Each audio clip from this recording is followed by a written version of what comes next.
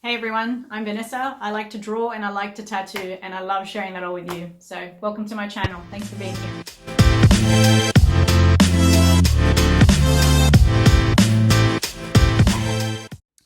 Okay everyone, so I thought I'd use one of my little current projects to show you guys how I build up tonal value in a drawing. I'm no master at this by any means. I still very much consider myself a student of art. I'm learning new things every day with every drawing, so yeah, just happy to share what I know and what I've learned in my process, but it's very much an evolving thing all the time, so that's the beauty of art, I guess. We're forever learning. So I'm just going to use this bit of her sleeve over here, so I always have a reference picture with me, which is then sort of, back and forth where I'm looking and how I build up my values.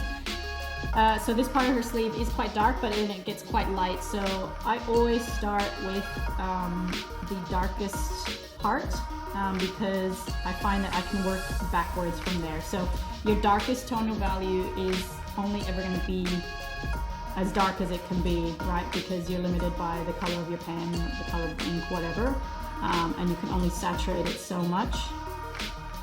So that's why my experience tells me it's best to sort of start dark and work backwards to the lightest parts. So yeah, and it's just patience. So you'll never see me just sort of smash the ink in really heavy straight up.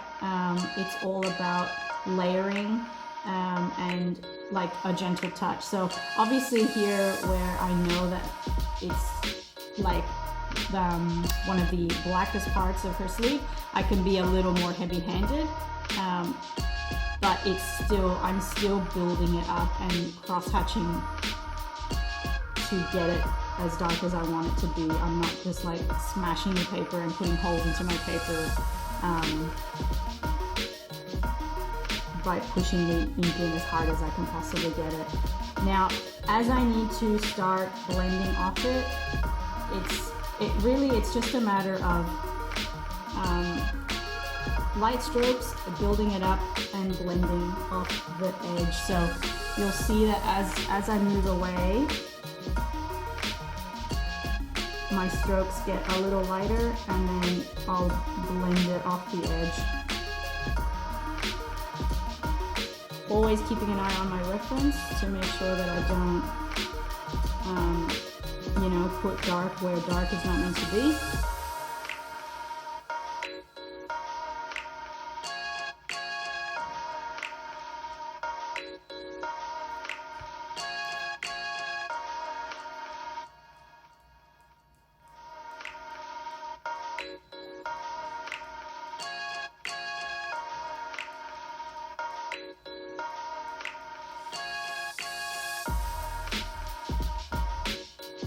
So just carefully working in my darkest parts and then using cross-hatching to feather out.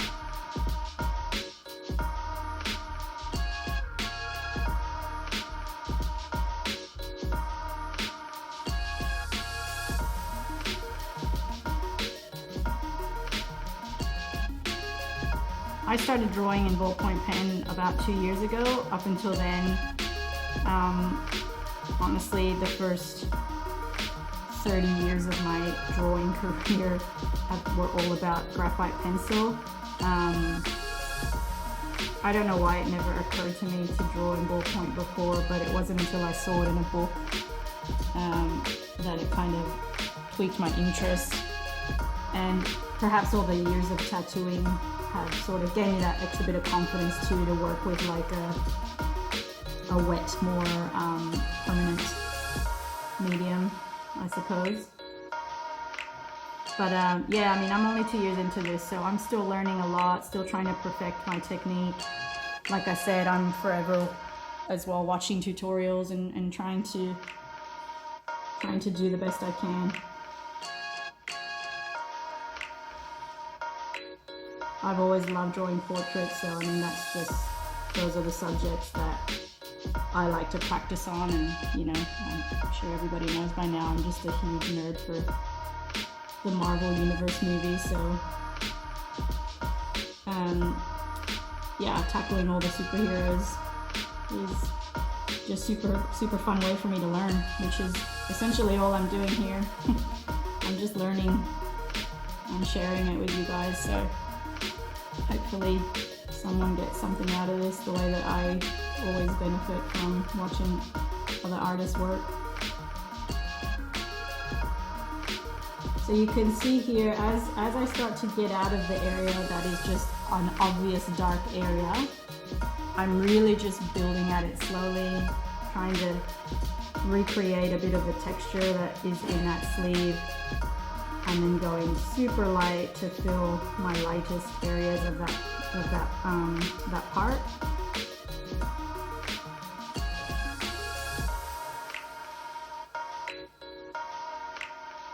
Always cross-hatching. For me, cross-hatching is what works.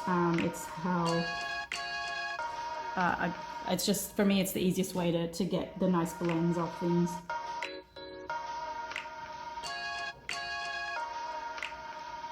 And you'll find that by keeping the same pressure on the pen, there's that tendency to want to sort of press heavier when you want something to get darker, but you'll find you'll get a nice, much smoother, softer result by just keeping the same pressure on the pen, but just going over the areas that you want to darken up or blend from.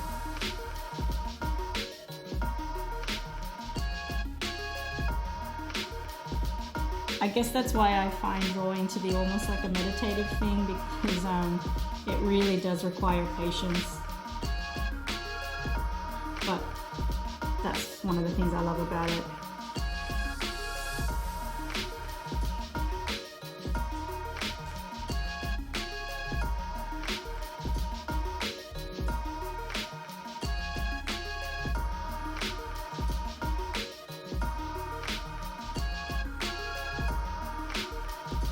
That's it. I mean, once then I have it next to my reference. So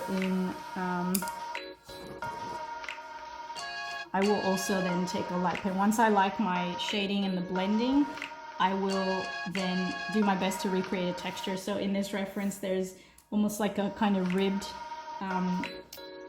pattern.